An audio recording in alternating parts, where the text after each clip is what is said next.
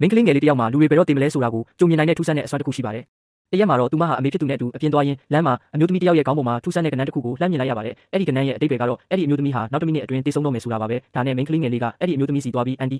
နေမကောင်းဖြစ်နေတာရှိလားဟင်လို့မေးလိုက်ပါတယ်။အဲ့ဒါကိုကြားတော့အမေဖြစ်သူကသမီးဖြစ်သူကိုအမြန်လန်းတားပြီးစကားဖြတ်လိုက်ပါတယ်ပြီးတော့အဲ့ဒီအမျိုးသမီးကိုအားနာတကြီးနဲ့တောင်းပန်ပြီးသမီးဖြစ်သူကိုလည်းလူကြားတဲ့ဒီလိုမေးခွန်းမျိုးမမေးဖို့ဆုံးမလိုက်ပါတယ်။ဒါပေမဲ့အမေဖြစ်သူစကားပြောလို့တော့မဆုံးသေးခင်မှာပဲအပေါ်ကနေအေယာမပန်းအိုးကြီးတစ်လုံးအဲ့ဒီအမျိုးသမီးရဲ့ခေါင်းပေါ်ပြုတ်ကျလာပြီးနေရာမှာတင်ပွဲချင်းပြီးတည်ဆုံသွားခဲ့ပါတယ်။နောက်ပိုင်းမှာတော့မင်းကလေးငယ်လေးနဲ့အမေဖြစ်သူဟာလေရင်တစ်စင်းပေါ်ရောက်နေခဲ့ကြပါတယ်။အဲ့ဒီမှာမင်းကလေးငယ်လေးဟာလေရင်ပေါ်ပါလာတဲ့ခီးတဲ့တွေနဲ့လေရင်မှုထမ်းတွေအားလုံးရဲ့ခေါင်းပေါ်မှာစောစောကမြင်ခဲ့တဲ့ကဏ္ဍမျိုးကိုထပ်ပြီးမြင်လိုက်ရပြန်ပါတယ်။ဒါကိုမြင်လိုက်ရတော့မင်းကလေးငယ်လေးဟာဒီလေရင်ပေါ်ကလူတွေအားလုံးတေးကြတော့မယ်ဆိုတာကိုသဘောပေါက်သွားခဲ့ပါတယ်။အမေဖြစ်သူကအကျိုးအကြောင်းသိသွားတဲ့အခါလေရင်ပေါ်ကလူတွေကိုအမြန်ဆုံးအောက်ဆင်းကြဖို့လိုက်អော်ပါတော့တယ်။ဒါပေမဲ့ဘသူကမှသူမကိုမယုံကြပါဘူး။လေရင်မှုကလည်းစူစူပူပူလုပ်နေတဲ့အတွက်သူတို့ကိုလေရင်ပေါ်ကနေနှင်ထုတ်ဖို့လုပ်ပါတော့တယ်။အဲ့ဒီအချိန်မှာပဲအနီးနားမှာထိုင်နေတဲ့ကုမ္ပဏီCEOတယောက်ကဒီအချိန်တွေကိုသတိထားမိသွားပြီးသူလည်းလေရင်ပေါ်ကနေလိုက်ဆင်းမယ်လို့လေရင်မှုကိုပြောလိုက်ပါတယ်။ဒါကိုမြင်တော့လေရင်ပေါ်ကလူတွေကအဲ့ဒီစုကိုဝိုင်းပြီးလှောင်ပြောင်ကြတာပေါ့။ဒါပေမဲ့စီကတော့သူတို့လောင်တာကိုဂရုမစိုက်ဘဲအဲ့ဒီအမီးဘီနှစ်ယောက်နဲ့အတူလေရင်ပေါ်ကနေလိုက်ဆင်းလာခဲ့ပါတယ်။စိတ်မကောင်းစရာကတော့လေရင်ပြန်တက်ပြီးတိတ်မကြခင်မှာပဲဆက်ချိုရမှုတစ်ခုဖြစ်ပွားပြီးလေရင်ပြတ်ကျသွားခဲ့ကလေရင်ပေါ်ပါလာသူအားလုံးတေဆုံးသွားခဲ့ပါတယ်။ဒီသတင်းကိုကြားလိုက်ရတဲ့အခါမှာတော့အဲ့ဒီကြော်ကြီးဟာစွန့်သွားပါတော့တယ်